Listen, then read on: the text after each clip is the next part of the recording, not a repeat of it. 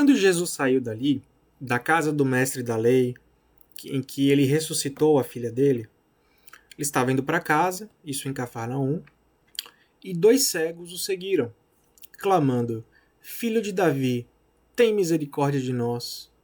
Quando ele entrou em casa, onde ele morava, os cegos se aproximaram, e ele lhes perguntou: Vocês creem que eu sou capaz de fazer isso?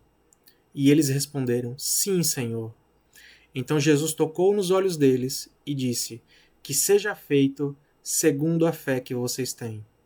E a visão deles foi restaurada. Jesus, porém, os advertiu severamente: Ninguém deve saber disso. Eles, porém, saíram e espalharam a notícia por toda aquela região. No momento em que saíam, levaram a Jesus um homem mudo. Então os cegos estavam saindo, foi chegando um pessoal que levava um homem mudo, possesso por um demônio. Quando o demônio foi expulso, o mudo falou. A multidão que tinha levado o mudo ficou admirada e disse: Nunca se viu nada parecido em Israel. Que coisa fantástica. Os fariseus que acompanharam e viram isso acontecer, porém diziam: é pelo príncipe dos demônios que ele expulsa demônios. Uma coisa absurda.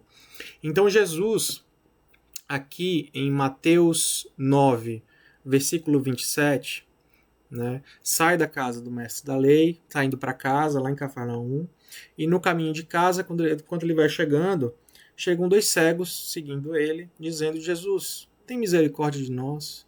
Jesus pergunta: vocês têm certeza? Vocês creem que eu sou capaz de fazer isso? Eles dizem: sim, Senhor. Então seja feita conforme a crença de vocês, conforme a fé de vocês. E eles voltaram a enxergar. Nisso que eles vão saindo, agradecidos, vem chegando uma multidão trazendo um mudo. E esse mudo, ele estava mudo porque era possesso por um demônio.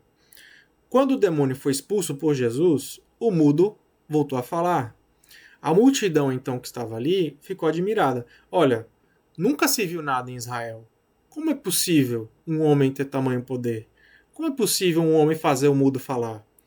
E os fariseus, que eram os religiosos, os guardiões da lei, que presenciaram isso antes do milagre, diz que Jesus estava fazendo isso pelo tal príncipe dos demônios, como se Jesus fosse um agente do mal.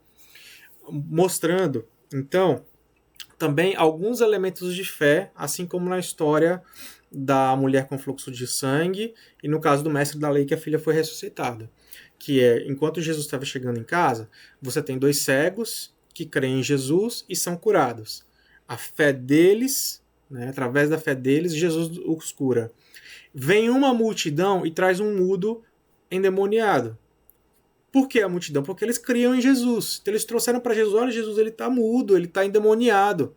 Através da fé deles, Jesus cura esse mudo. Ele volta a falar. E diante de todas as coisas boas que Deus faz, diante de todas as coisas boas que Jesus faz, que é trazer vista aos cegos, fazer o mudo falar, ressuscitar a menina, diante de tudo que é bom que Jesus está fazendo, os religiosos, que deveriam ser testemunhas das coisas boas de Jesus, reconhecê-lo como Filho de Deus, dizem: ele está fazendo isso porque ele é mau. É um demônio querendo enganar. Ou seja, como se o demônio estivesse fazendo algo contra o demônio e assim tentando enganar o povo. Mas que engano é esse que faz bem a todas as pessoas? Né? Então Jesus, por onde ele passou, ele pregou o amor, ele trouxe a palavra de arrependimento para a vida eterna, ele se sacrificou na cruz para que pudéssemos ter perdão dos nossos pecados. O Filho de Deus em nada errou, nunca pecou, tudo o que ele fez foi para o nosso bem. E daí os religiosos, eles vêm, né, os guardiões da lei, em vez de reconhecer em Jesus a figura do Pai, a figura de Deus, trazendo salvação ali, eles se fecham na maldade deles para não perder a posição e dizem que Jesus fazia isso pela influência de demônios. Por quê? Porque quem eram as figuras de influência do povo ali? Eram os religiosos.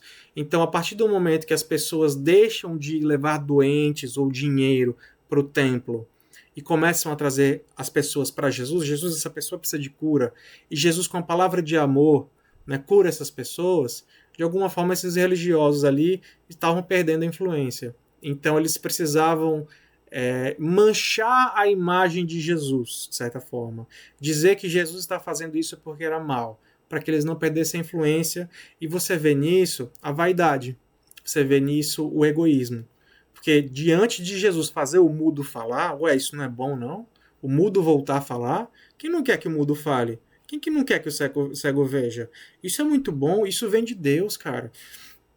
E as pessoas exclamam: nunca se viu tal coisa em Israel, que coisa fantástica e maravilhosa.